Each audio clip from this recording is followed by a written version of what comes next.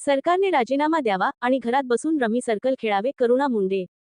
अखिल भारतीय छावा संघटनेचे प्रदेशाध्यक्ष विजय घाडगे यांच्या प्रकृतीची विचारपूस करण्यासाठी स्वराज्य शक्ती सेनेच्या संस्थापक करुणा मुंडे या लातूरमध्ये आल्या होत्या।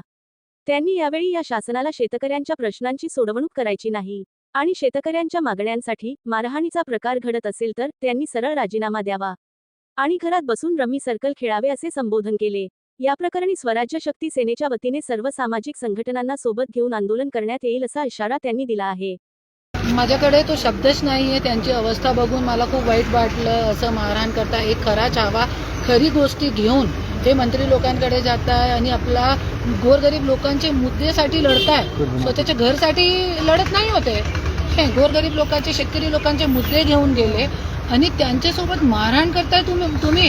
आणि हे राजकारणी लोकांचे डोक्यावरती जरी इतका माज आलेला आहे की तुम्हाला लोकांचे काम नाही करायचे, ऐकायचे पण नाही।